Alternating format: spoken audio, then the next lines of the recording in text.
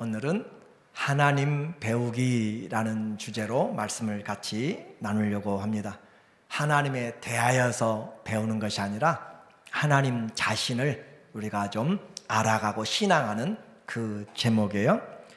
하나님 사랑 어디서 시작한다고 그랬죠? 말씀 사랑이라고 그랬어요. 기억력이 대단히 좋으십니다. 치매는 안 걸릴 것 같아요. 하나님 사랑은 말씀 사랑에서 시작돼요. 왜 그래요? 하나님이 말씀이시기 때문이고 하나님 자신이 사랑이기 때문이고 하나님이 그 말씀으로 천지를 창조하셨고 뿐만 아니라 영이신 하나님이신 그 말씀이 우리에게 육신을 입고 오셨기 때문에 그래요.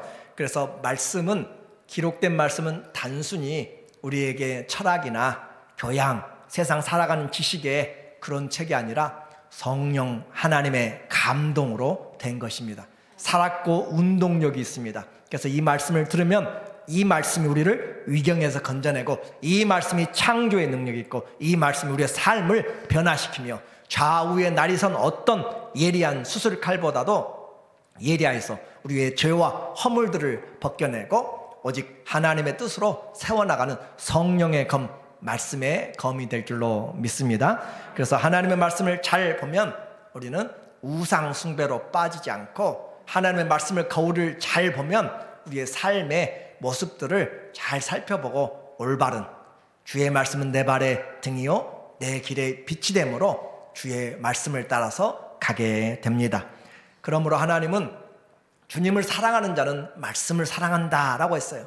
그리고 이스라엘의 왕이 된 자는 옆에다 항상 하나님의 말씀을 두고 살라라고 그렇게 이야기했어요. 신명기 17장 18절에 여러분이 외워버리세요. 신명기 17장 18, 19절 그렇게 생각해서 17, 18, 19 어디요? 신명기 17장에 우리에게 말하기를 그가 왕 위에 오르거든 이스라엘 형제 중에서 왕 위에 오르면 이 율법서의 등사본을 레위 사람 제사장 앞에서 책에 기록하여 레위 사람 제사장이 그것을 복사해서 그렇게 주면 그것을 기록하여 평생에 자기 옆에 두고 읽어. 왕 옆에는 뭐가 있어야 돼요? 하나님의 말씀이 있어야 돼요. 말씀이. 왕 옆에는 항상 하나님의 말씀이 있어서 그의 하나님 여호와 경외하기를 배우며 뭐로부터 배워요? 말씀을 보면서 배우는 거예요. 그래서 왕의 모사들도 있습니다. 왕의 책략들 여러 사람들이 있어요. 그럼에도 불구하고 하나님의 말씀이 가장 뛰어난 모사가 되고 가장 뛰어난 인도자 스승이 됩니다. 여호와 경외하기를 배우며 이 율법의 모든 말과 이 규례를 지켜 행할 것이라. 왕만 그랬으면 우리는 상관이 없을 텐데 우리도 왕 같은 제사장이라고 하나님이 우리를 불러주셨어요. 왕 같은 제사장이라는 말을 다른 말로 번역하면 왕인 제사장이라 그렇게 번역을 합니다. 여러분은 다 하나님의 아들, 딸로 구원을 얻고 하나님이 이 땅에 영적인 만인 제사장들로 세워주셨어요. 그래서 이 말씀을 가까이 하는 사람은 그 마음에 평화가 임하고 하나님의 복이 우리 가운데 임하게 됩니다. 오늘 우리에게 주님이 주시는 이 시편 107편 이 중에서 고난 없는 분이 없어요. 그렇죠? 저와 여러분의 모두에게 다 고난이 있어요. 안 아프신 분이 없어. 제가 보니까 정말로 너무 마음 아프게 오늘도 너무 아파서 못 나오신 분들도 많이 계시고 그러므로 안 아픈 사람이 없는데 고난과 환난 중에 온 자들에게 지금 주님이 이 예배의 자리에 나온 자들이 이 찬양을 지금 쓰고 있는 거예요. 그래서 이 시편 107편은 찬양, 예배 찬양시입니다. 어떤 사람들이 와서 하나님 앞에 찬양하는가 우리가 알아야 될 필요가 있는 거예요. 그래서 예배는 하나님께 구속받은 자들이 와서 예배드리는 장소예요. 그래서 실패하고 또 실패해도 하나님이 계시기 때문에 일어나요. 의인은 7번 넘어져도 또 일어나느니라. 하나님의 자녀들은 일어나게 되는 것이고 내가 실패해서 돈을 사랑하다가 빈손 들고 다 털고 하나님께 돌아온 사람 다시는 돈을 우상 삼지 않습니다. 다른 것들로 쾌락을 쫓아가던 사람 그곳에서 망한 사람들 하나님 앞에 돌아오게 되면 쾌락으로 쫓아가지 않습니다. 실패는 성공의 어머니가 될 수 있는 것은 그 실패를 딛고 일어설 때입니다. 오늘 우리가 인생에서 좇아볼 것 많이 좇아봤잖아요. 살아볼 것 많이 살아봤잖아요. 체험할 것 많이 체험해 보았는데 하나님의 말씀을 떠나서 살아간 것들은 우리에게 은혜를 주지 못합니다. 옛말에도 고난은, 젊었을 때 고난은 사서도 한다고 그랬어요.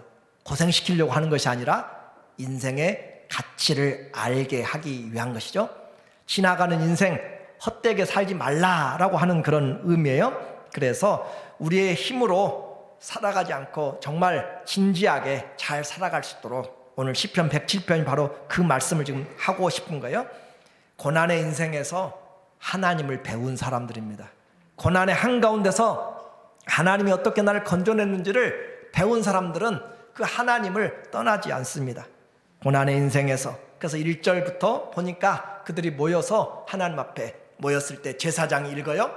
여호와께 감사라. 그 선하심, 그분은 선하시고 그 인자하심이 영원하미로다 라고 그렇게 선포를 합니다. 여러분이 모였을 때 복 있는 사람은 하나님의 말씀을 주야로 묵상한다 제가 선포하는 것처럼 하나님 앞에 모였을 때 예배 회중들에게 제사장이 여호와께 감사라. 왜냐하면 그분은 선하시기 때문에, 그분의 사랑이 끝이 없기 때문에, 그의 인자하심이 영원하기 때문에 그분에게 감사라라고 하는데 그 이제 회중들이 대답하는 거예요. 여호와의 속량함을 받은 자들은, 그렇죠? 하나님의 구원하심을 받은 자들이 이같이 말할지어다. 여호와께서 대적의 손들에서 그들을 속량하사. 이 사람 한 사람 한 사람, 여러분의 삶 오늘도 아파도 나오고 힘들어도 나오고 각각의 여러 모양에서 시험에 들어도 이기고 나오고 먼 곳에서 가기 싫어도 나오고 그렇게 하면서 나를 부르는 곳들이 많아도 주 앞에 나온 사람들, 그 말이잖아요. 여호와께서 대적의 손들에서 그들을 속량하사, 세상에서 속량하사 동서남북 각 지방으로부터 모으셨도다. 여러분이 이 자리에 온 것 그냥 온 것이 아니라 하나님의 은혜가 여러분을 불러내었고 하나님의 구속하신 사랑이 불러내서 이 자리에 앉아 있어요. 그러니까 이 예배의 자리는 그냥 있는 자리가 아니라 하나님의 은혜의 자리입니다. 하나님이 불러주셔서 와서 있는 자리고 그 자리에 하나님의 복이 있어요. 예배드림의 축복이 이와 같이 아무나 예배드리는 것이 아니에요. 누가 예배드려요? 구속함을 받은 자들이 예배드리는 거예요. 그 은혜를 모르는 사람들은 예배에 와서 구경꾼이 되고 마는 것이죠.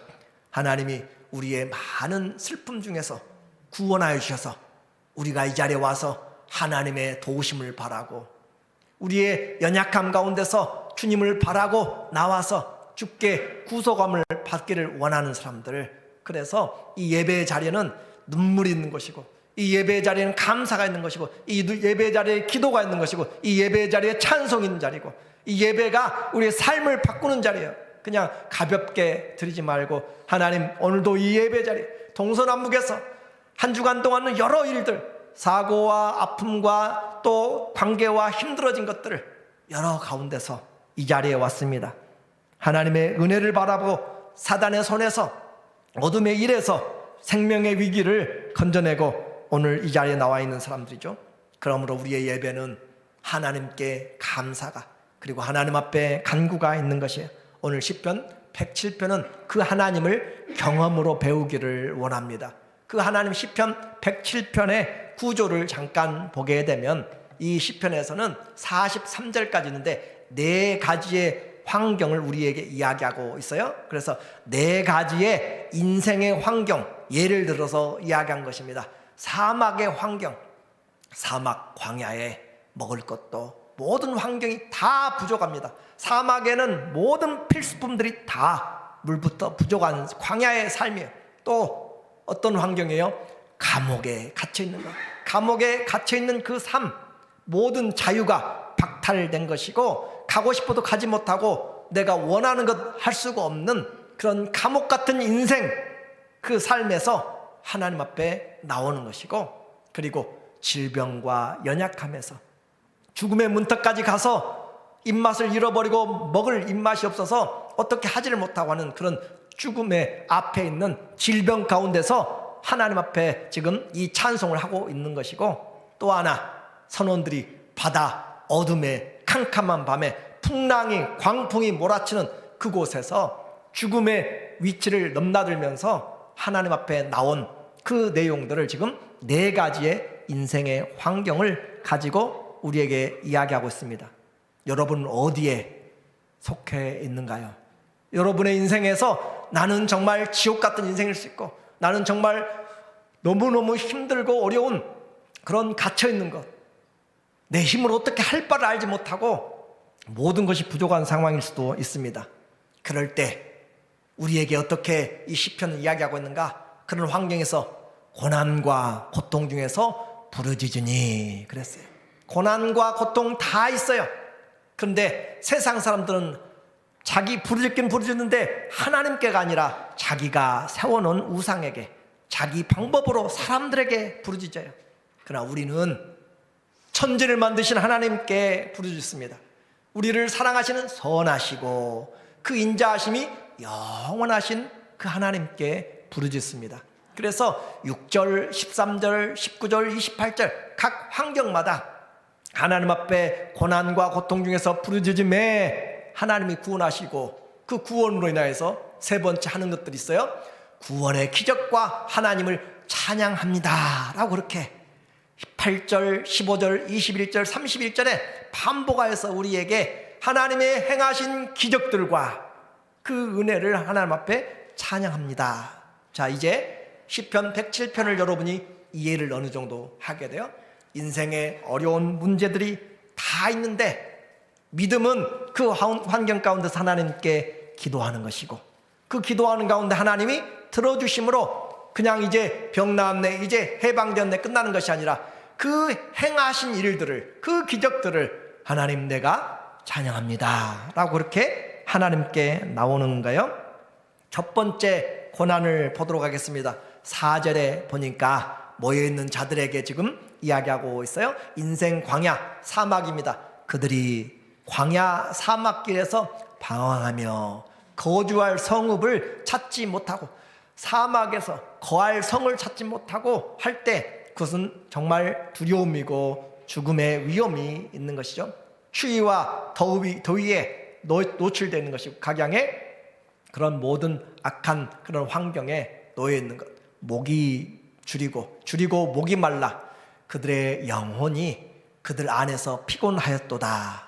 이 성경의 다른 번역을 보면 목말라 시들고 기력이 다 빠졌다. 모든 것들이 다 쇠진해서 걸어갈 힘도 없고 쓰러지는 그런 인생의 환경. 인생 70년 강건한 80년이라고 하잖아요. 제가 오늘 아침에도 잠깐 보니까 건강 인생에 대해, 건강 수명에 대해서 보니까 5년 전보다 2년이나 더 줄어들었어요. 평균 수명은 더 높아졌는데 건강 수명은 더 줄어들었다고 그렇게 한국 사람들 그렇게 표현하는 것들을 뉴스를 보았어요. 그러니까 남자들은 70세, 여자분들은 한 72, 3세가 건강 수명이라 그렇게 표현하고 있어요. 우리의 인생에서 그와 같이 힘들고 어려운 광야의 길들을 가고 있는데, 광야는 살 곳이 못 됩니다. 길을 잃고 줄이고 기력이 없을 때, 그러나 그곳에 하나님이 계십니다. 요셉이 종으로 팔려갔을 때 이집트의 낯선 곳 이방 우상의 땅에 아무도 모르는 곳이지만 여호와께서 그와 함께 계시사, 하나님이 그 사막에도 하나님이 함께 계신다. 6절에 보니까 말하고 있어요. 이에 그 사막에서 굶주리고 기력이 다 빠졌을 때 이에 그들이 근심 중에 여호와께 부르짖으매. 우리 기도가 뭐예요? 하나님 나 도와주세요 라고 말하는 그 소리로 끝나지 말고 부르짖다, 말 가라 라고 하는 히브리어는 새 어미가 새 새끼를 뱀이 또 다른 동물 잡아먹으러 갈 때 목이 터져라 피가 나오도록 외치는 소리가 가라 라고 하는 부르짖다는 그런 원어의 뜻입니다. 그러니까 하나님 앞에 간절히 부르짖는 거예요. 하나님 도와주세요. 주님밖에는 나를 도와줄 사람이 없습니다. 그걸 간절히 부르짖는 것, 그 근심 중에 여호와께 부르짖음에 그들의 고통에서 건지시고 또 바른 길로 인도하사, 광야는 길이 보이지 않아요. 어디가 길인지를 몰라요. 바른 길로 인도하사 거주할 성읍에 이르게 하셨도다. 인생이 우리가 마음대로 가고 싶다고 가는 것이 아니라 하나님이 인도하여 주실 때 의로운 길, 생명의 길을 가는 것이지, 사람들이 가는 넓은 길을 결국은 망하는 길이고 사망의 길입니다. 하나님이 우리의 인생의 광야 같은 곳에서 힘들고 지칠 때 부르짖으면 우리에게 응답하신다 말씀으로 약속을 해놓았어요. 그랬더니 8절에 읽어볼까요? 여호와의 인자하심과 인생에게 행하신 기적으로 말미암아 그를 찬송할지로다. 아멘. 그래요.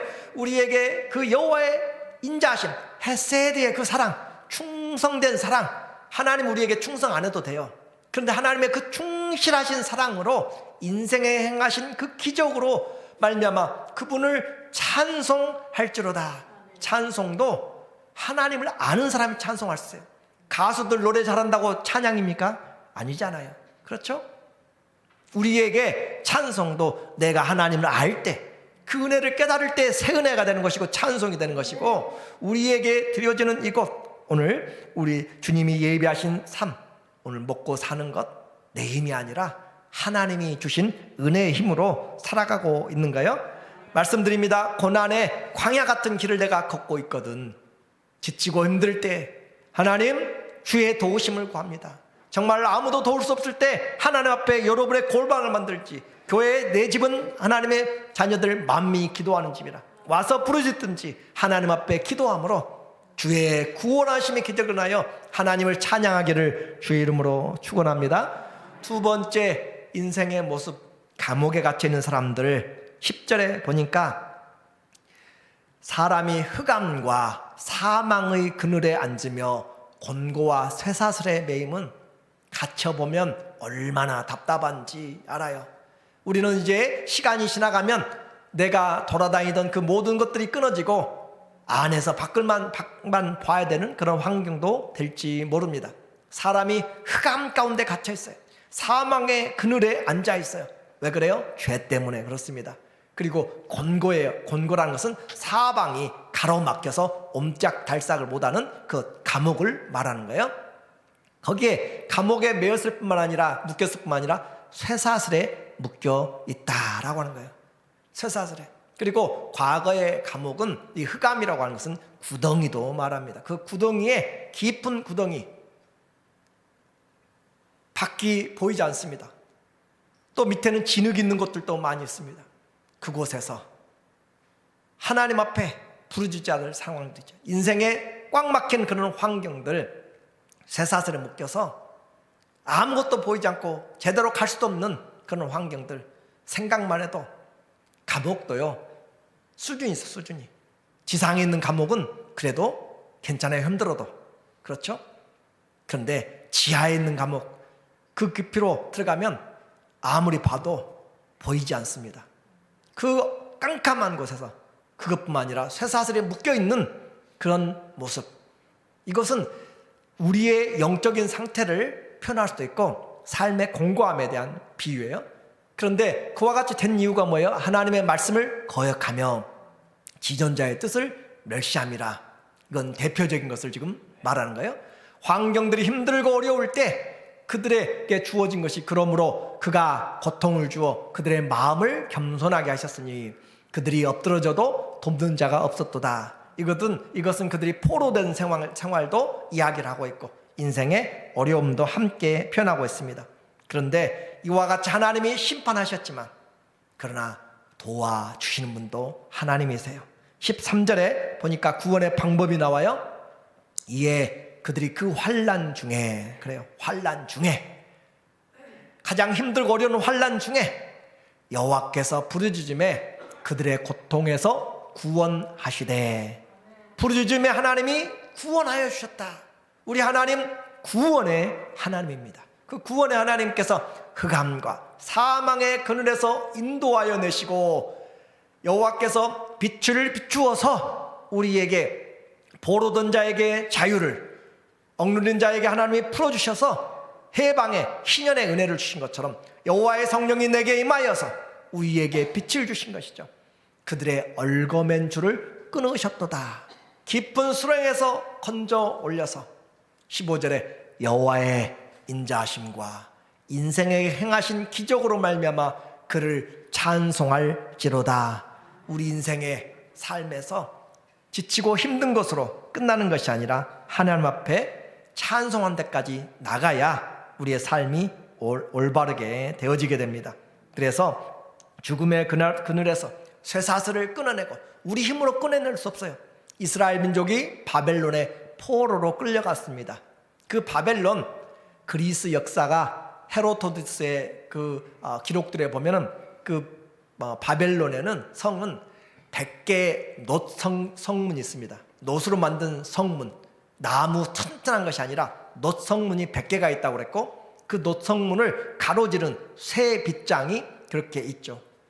그런데 하나님이 그 쇠빗장들을, 그 놋 성문들을 부수시고 깨뜨리시고 원수의 문들을 깨뜨리시고 영광의 왕이 들어가심으로 바벨론의 포로에서 하나님이 구원해내시는 그런 은혜입니다. 그러므로 우리에게 사방이 가로막히고 그리고 정말 사람의 힘으로 끊어낼 수 없는 그런 강한 문들이 우리를 억누르고 사망의 줄들이 있다 할지라도 하나님 앞에 부르짖음에 주님이 우리를 사망의 그늘에서 흑암에서 건져내시고 우리 얽힌 줄들을 풀어서 자유케 하시는 구원의 하나님을 찬양하기를 원합니다. 세 번째로 우리에게 다가오는 인생의 지혜가 없어서 어려움이 닥치고 묶여있는 질병의 문제까지 이야기를 하고 있습니다. 17절에 이 사람은 죽음의 문턱 앞에 가 있습니다. 미련한 자들은 그들의 죄악의 길을 따르고 그들의 악을 범하기 때문에 고난을 받아. 여기에 대한 17절의 성경의 많은 주석들은 질병으로 표현하고 있습니다. 그래서 죄와 질병과 또 모든 미련함이 얽혀서 있을 때, 또 아니면 사람의 여러 환경에서 입맛을 잃어버리고 식욕을 잃어버리고 곡기가 끊어지는 그런 상황에 있을 때 고난을 받아 그들은 그들의 모든 음식물을 싫어하게 되어 사망의 문에 이르렀도다. 사망의 문 앞에서 있을 때 누가 구원의 말씀을 줄 것인가? 오늘의 우리의 삶에 주님은 분명합니다. 이와 같은 어려움이 있을 때 19절 말씀은 주님이 길이다 라고 하는 거죠. 이에 그들의 고통에서 여호와께 부르짖음에, 똑같은 단어 구절을 반복하여서 우리에게 쓰고 있습니다. 그러니까 내가 당한 고난이 어떤 것이든지, 내가 당한 고난이 어떤 환경이든지 그것이 문제가 아니라 하나님을 경험적으로, 하나님을 인격적으로, 하나님을 우리가 얼마나 신뢰하고 있는가. 고통 때문에 여호와께 부르짖음에 그가 그들의 고통에서 그들을 구원하시되, 그가 말씀을 보내어, 치료하시는 하나님의 역사들이 각각 다릅니다. 하나님이 말씀을 보내어, 말씀은 살았고 운동력이 있습니다. 말씀은 창조의 능력이 있습니다. 주의 말씀은 내가 곧 내 말이 곧 영이요 생명이라. 요한복음 6장 13절에 주의 말씀이 곧 영이요 생명입니다. 그래서 그 말씀을 보내어 그들을 고치시고 위험한 지경에서 건지신도다. 기도할 때 말씀을 받으면 살아나게 됩니다. 하나님 말씀이 구원입니다. 그 말씀을 통하여서 하나님이 말씀을 보내사, 이 말씀을 읽을 때 그냥 읽지 마십시오. 성령의 감동된 말씀이요, 이 하나님 말씀이 내가 읽을 때, 내가 기도할 때 주의 말씀이 내 안에 다가올 수 있도록, 로고스의 말씀이 우리에게 레마가 되고, 레마의 말씀이 로고스의 말씀인 것을 우리가 믿으면서 하나님의 말씀이 우리에게 다가와서 그의 말씀 보내서 건지심으로 여호와의 인자하심과 인생에 행하신 기적으로 말미암아 그를 찬송할지라. 하나님이 사방에 얽혀있는 그런 모습에서 건져내시는, 아플수록 하나님과의 관계가 더 분명해야 됩니다. 하나님의 말씀을 사랑하며 기도하는 자들에게 구원을 베푸십니다. 마지막에 인생에 어려움 당한 사람들, 지중해 그 동풍과 또 해일과 여러 환경들, 또 갈릴리 바다에 어려움을 당한 선원들을 향하여서 인생이 그와 같은 바다 가운데 어려움을 당한 삶의 모습이에요. 25절에 말씀하고 있습니다. 여호와께서 명령하신즉 광풍이 일어나 바다 물결을 일으키는도다. 그들이 하늘로 솟구쳤다가 깊은 곳으로 내려가다니 그 위험 때문에 그들의 영혼이 녹는도다. 물에서, 파도에서, 어둠 가운데서 높이 올랐다가 밑으로 꺼져가는 그 일들이 반복되질 때 영혼이 녹아내리는 것이에요. 삶이 녹아내려는 그런 붙잡을 것이 하나도 없는 그런 모습이에요. 그들이 이리저리 구르며 취한 자같이 비틀거리니 그들의 모든 지각이 혼돈 속에 빠지는도다. 인생의 모습입니다. 간이 콩알만해지고 파도 치는 대로 흔들리는 대로 쫓겨가는 인생의 모습들이죠. 그럴 때 그들이 하는 것이 있습니다. 어떻게 해야 돼요? 부르짖어야 돼요. 28절에 말하고 있습니다. 그들이 그들의 고통 때문에 여호와께 부르짖음에, 고통 다 원치 않아요. 그러나 하나님은 고난당할 때 우리에게 유익을 또 만들어냅니다. 인생을 바로 보게 만듭니다. 고통 때문에 여호와께 부르짖음에 그가 그들의 고통에서 그들을 인도하여 내시고, 광풍을 잠잠하라 be still 그렇게 이야기할 때 광풍이 잠잠한 것처럼 광풍을 잠잠하게 하시고 물결도 잔잔하게 하신도다. 그들이 평온함으로 말미암아 기뻐하는 중에 여호와께서 그들이 바라는 항구로 인도하신도다. 우리 개역 한글에는 소원의 항구라 그렇게 표현하고 있고, 그래서 우리가 바라는 항구로 그렇게 죽을지 살지 알지 못하면서 영혼이 녹아내리는 그런 부분에서 눈을 떠보니까, 기도하고 해가 찬란한 해가 떠서 보니까 내가 가려고 한 그 항구에 도착해 있다라고 그렇게 말씀하고 있어요. 죽음의 밤이 지나고 그 배가 가야 될 목적지로 인도해 나가는 것, 누가 한 일이에요? 하나님이 하시는 일입니다. 오직 하나님의 한결같은 기적의 사랑을 여호와의 인자하심과 인생에 행하신 기적으로 말미암아 그를 찬송할지어다. 이제 우리는 질문을 해 보아야 됩니다. 인생은 무엇입니까? 인생은 문제입니다. 위기입니다. 우리의 삶에 감옥 같고 또 갇혀져 있고 죽음의 문턱에 언제든지 왔다 갔다 하는, 그리고 내 마음대로 되지 않는 그런 일들이 우리의 환경입니다. 고난과 걱정과 염려와 불안, 이것이 우리 인생의 모습입니다. 하나님은 어떤 분이세요? 우리의 인생의 모습을 선하시고 인자하신 모습으로 구하는 자들에게 은혜를 주시고 우리를 소원의 항구로 인도하시는 우리의 영혼의 목자가 되십니다. 신앙이 무엇이에요? 힘들수록 하나님을 더 가까이 할 줄 아는 것. 인생을 살아갈수록 하나님을 더 사랑하는 사람이 신앙이 올바른 거예요. 우리의 삶에서 군대 생활을 하고 몇십 년 하면 시간이 지나가도 그 생각이 잊어버리지 않게 됩니다. 그 사람이 진짜 군인인 것이고, 결혼 생활 10년, 20년, 30년, 40년 해가면서 시간이 지나갈수록 결혼에 대한 그런 부분이 강하다면 결혼을 잘한 것이고, 직장 생활 10년, 20년, 30년, 40년 해가면서 시간이 지나가도 그 직장의 일들이 내 가운데 기억난다면 직장 생활 잘한 것이에요. 다시 말하면 산전수전 다 겪어가면서도 잊어버리지 않는 것, 신앙생활을 지금 말하고 싶어서 그렇습니다. 여러분에게 시간이 지나가면 지나갈수록 하나님은 멀리 계신 것이 아니고 더 가까이 내게 다가와서 주 없이는 살 수 없네. 그것이 올바른 신앙생활 잘한 것이에요. 많은 사람들이 하나님을 찾다가 시간이 되면 뒤돌아섭니다. 멈춰버립니다. 성령으로 시작해서 육신으로 맞춰버린 자들이 많이 있습니다. 그러나 신앙생활 잘한 사람은 시간이 가면 갈수록 의인은 늙어도 번성하며 열매를 맺히고 빛이 청청하여 여호와의 정직하심을 나타내는 것이에요. 그러므로 오늘 우리에게 사람은 문제이지만 하나님은 구원자이십니다. 하나님이 구원자시다. 변하지 않는 사람. 33절에 하나님의 주권을 보십시오. 여호와께서는 강이 변하여 광야가 되게 하시며 샘이 변하여 마른 땅이 되게 하시며 그 주민의 악으로 말미암아 옥토가 변하여 염전이 되게 하시며 이 땅에 이상기후라고 생각할지 몰라요. 그러나 하나님은 이와 같이 광야에도 길을 내시기도 하고 또 길에 사막을 만들기도 하고 하나님이 만들어내신 거예요. 우리의 삶의 모든 인생의 공급자 행하시는 것은 하나님입니다. 그러므로 인생에서 지혜를 가지라. 37절에 말하고 있어요. 37절 말씀에 보니까 우리에게 말하기를 시편 107편 37절에 말씀에 보면은 밭에 파종하고 또 포도원을 거두고 복을 주시는 그 하나님, 그래서 결국 우리에게 지혜의 문을 이야기합니다. 43절 말씀이에요.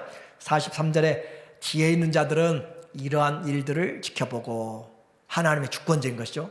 여기는 사막인데 비가 막 쏟아져요. 여기는 북극이고 남극인데 눈들이 녹아내려요.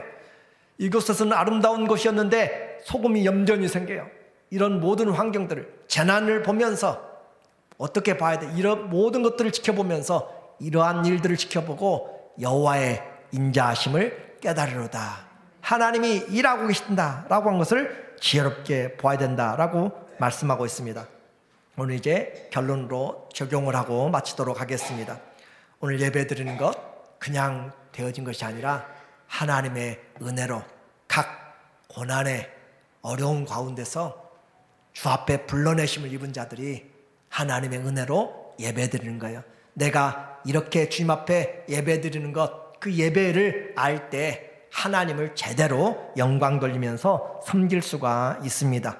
수술을 앞두고 무너진 건강 속에서 내 인생의 모든 것들이 무너진 관계 속에서 하나님을 제대로 알아야 내가 인생의 주님을 섬길 수 있습니다. 어떻게 하나님을 배우는 거예요?